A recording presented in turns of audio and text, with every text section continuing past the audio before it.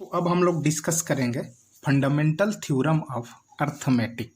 Okay, देखिए ये theorem क्या कहता है, और ये थ्योरम में ज़्यादा कोई भी कॉम्प्लिकेटेड तो नहीं है, काफ़ी आसान है, बस समझने की बात है।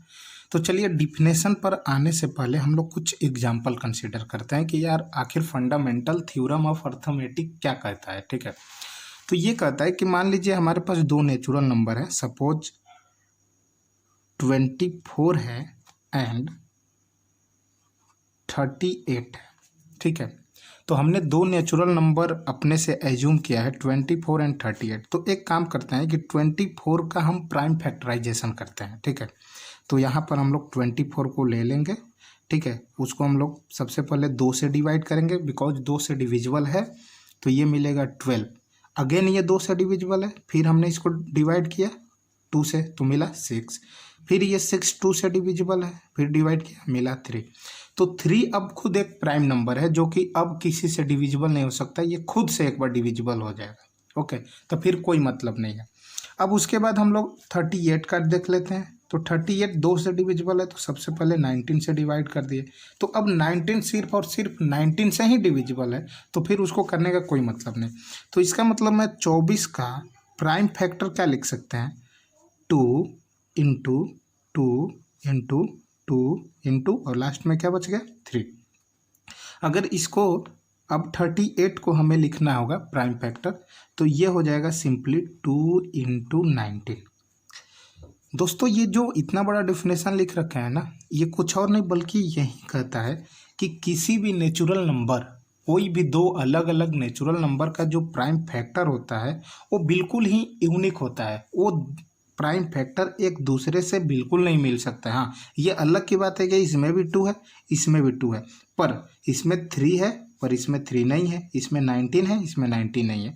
तो अब डिफिनेशन पर आते हैं। Every composite number can be expressed as a product of prime. बिल्कुल सही बात है, हमने 24 को भी as a product of prime हमने क्या कर दिया, एक्सप्रेस कर दिया। 38 को भी as a product of prime हमने एक्सप्रेस कर दिया।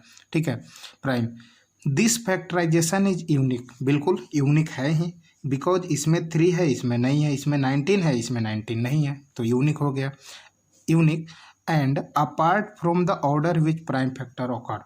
और बिल्कुल जो प्राइम फैक्टर इसमें अकर कर रहा है वो इसमें नहीं कर रहा है, जो इसमें अकर कर रहा है इसमें नहीं अकर कर रहा है।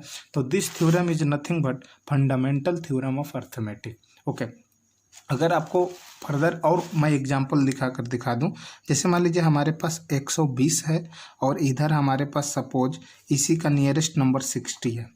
ठीक है, तो अगर हम इसका प्राइम फैक्टराइजेशन निकाले तो क्या लिख सकते हैं, सबसे पहले 2 से डिविजिबल है 60, फिर अगेन 2 से 30, ठीक है, फिर अगेन 2 से 15, फिर 3 से 5। ओके, अब 5 सिंगल नंबर है जो कि खुद से ही डिविजिबल है। तो 120 का अगर हमें प्राइम फैक्टर लिखना है तो क्या लिख सकते हैं, 2 इंटू 2 इंटू 2 इंटू जो भी ये हमें इधर का नंबर दिखते हैं उसका मल्टीप्लीकेशन ले लेते हैं। ओके, तो अब उसी तरह 60 का देख लेते हैं, 2 से 30 बार में, 2 से 15, फिर ये 3 से 5 बार में। तो 60 का प्राइम फैक्टर क्या मिल जाएगा, 2 इंटू 2 इंटू 3 इंटू 5। अब देखिए ये दोनों कैसे अलग हैं। देखिए जो इतना प्राइम फैक्टर 60 का मिला वो इसमें भी इतना है, पर ये दोनों यूनिक कैसे है, अलग कैसे हैं, बिकॉज इसमें एक्स्ट्रा एक 2 है और इसमें 1 2 कम है।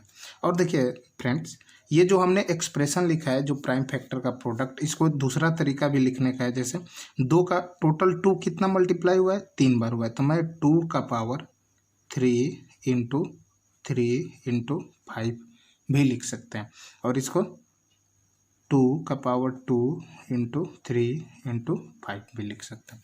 तो यही थ्योरम है, theorem fundamental theorem of arithmetic. तो आई होप आपको क्लियर हो गया होगा।